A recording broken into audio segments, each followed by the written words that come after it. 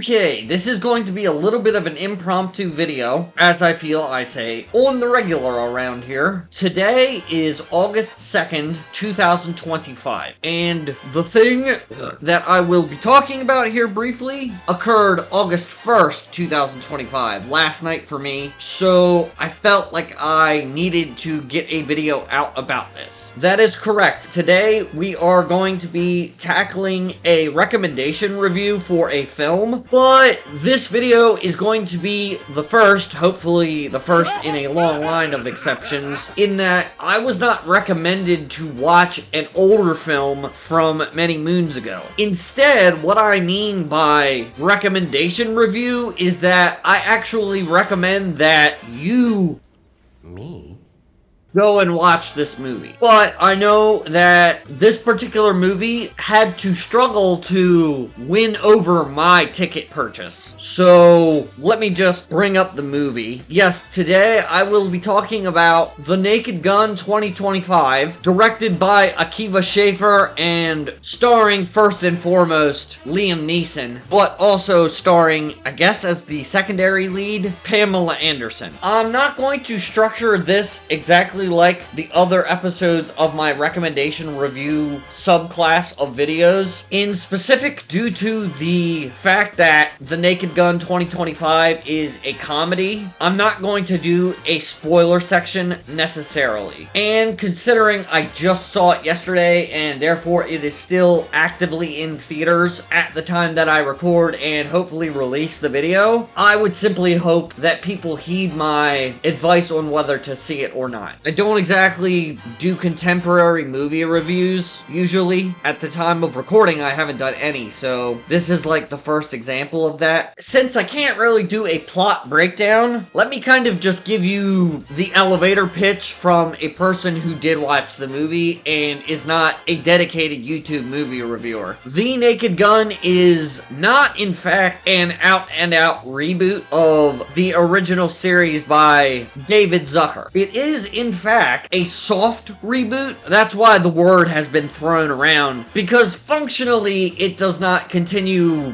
the story, what little of one there was from the original Naked Gun films, but this was the first sign before I saw it that there could be something there, because technically in Naked Gun 33 and a third, Frank Drebin and Jane have a son in one of the dream sequences named Frank Jr., and Liam Neeson actually plays Frank Jr. For all intents and purposes, this doesn't really do anything. Like I said, this is a comedy. But they could have just outright rebooted, and they didn't do that. They made sure to communicate to you as a viewer that this isn't the original Frank Drebin. And the trailers even showed the Wailing Wall segment. I guess I should say that Seth MacFarlane was heavily involved in the writing and or the production of Naked Gun 2025, and with such a sacred comedic property as Naked Gun, I was very worried because that's a very, very delicate subclass of comedy to bring into the current year. And I have to say, though it is patchy in spots, overall I think that The Naked Gun 2025 with Liam Neeson is roughly equivalent to a 7 and 7/8 out of 10. Couldn't help myself, okay? That's like one of the things I didn't like, is that they didn't continue the numbering scheme. I think that might be for a reason, because films have kind of shifted to a subtitle method of denoting whether something is a sequel or not. I was very worried and hesitant before going in to see The Naked Gun, but I have to say, though they did not hit the nail completely on the head, by and large, they got the original stylings of the Naked Gun films down. If you have never seen the original Naked Gun movies, you have to do that first. And I went and saw The Naked Gun with my younger brother. He was a little bit more down on the general quality and styling of this film, but I was rolling. Or, well, not really rolling. Certainly not at the speed of sound. But overall, I think they did a good job.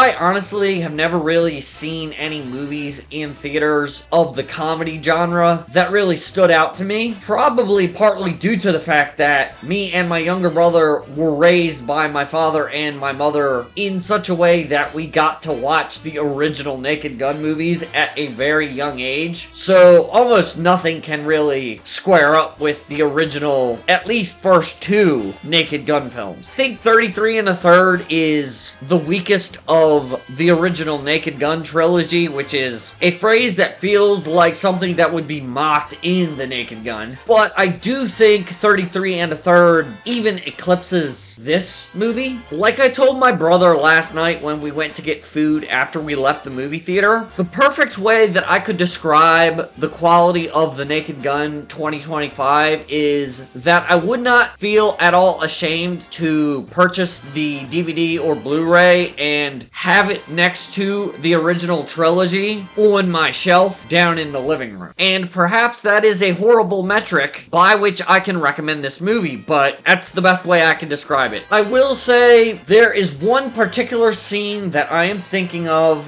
that kind of overstayed its welcome. The joke kind of went on, and it wasn't particularly funny. I get where the joke came from. I understand the comedy inherent to its subversion of expectation, but like I said, Seth MacFarlane was involved. That joke especially, but also one or two other jokes which presently escape me because I watched it last night and I don't remember it very well off the bat, have what I refer to as the Family Guy cutaway gag problem.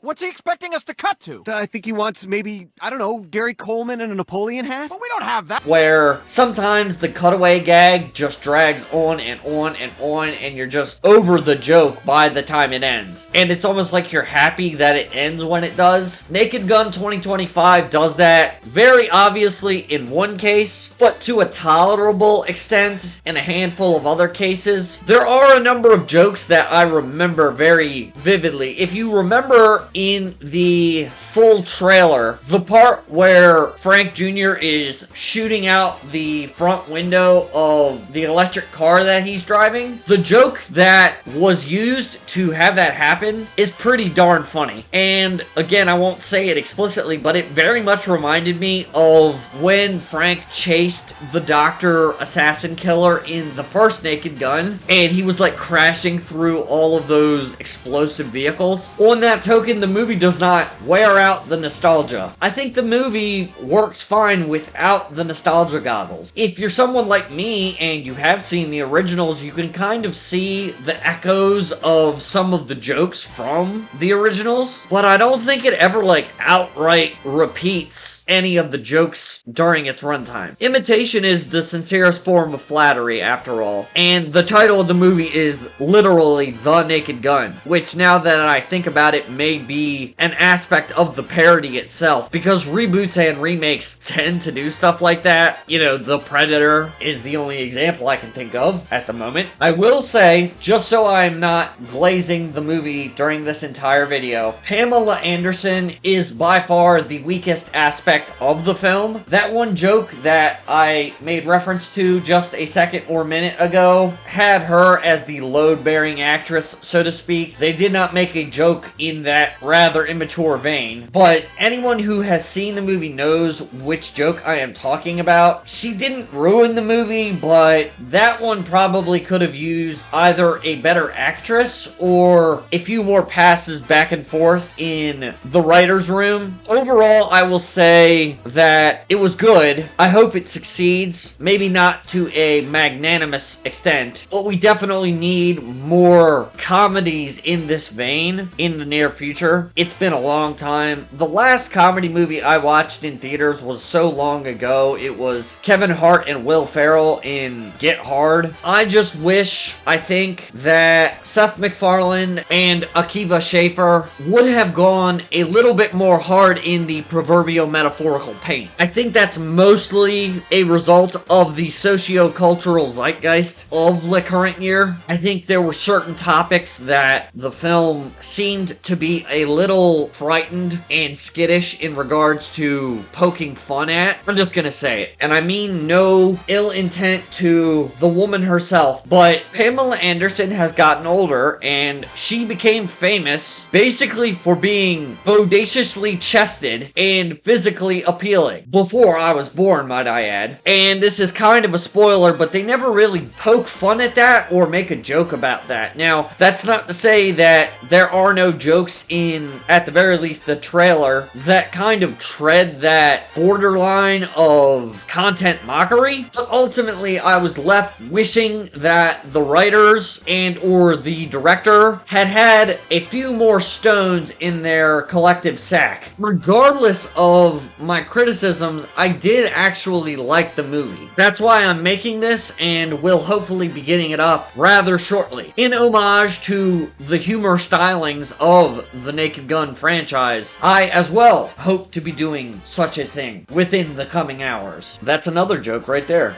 The film really did nail the style of the humor, if nothing else. So, for the first time in a recommendation review, I am recommending that you, the person watching the video, however few of you there are, go and watch The Naked Gun 2025. My movie review document on my computer has not been touched in months because with a regular full-time job, I unfortunately have not been able to afford to watch any of the other movies currently listed in it. But if you, the viewer, have any recommendations, contemporary or somewhere in the past, that you would like to see someone do a review for, let it be known in the comment section, which hopefully you followed the guidance for and visited during this video, and leave that recommendation down there so that I can catalog it and get to it at some point in the future. I'm not going to give you any promises. Also, let me know down in the comment section below if you have seen The Naked Gun 2025, and regardless of whether you liked the movie, haven't seen the movie, or didn't like the movie, leave a like down there too, and subscribe while you're at it. Anyways, that's about all the time and energy that I wish to devote to recording a review today. I'm going to go back to making AI images to decorate my various YouTube channel playlists with. But regardless of whether you're new to the channel or not, I hope you enjoyed and took it easy while you watched me ramble incoherently. And until next time, guys, I will catch you on the flip side.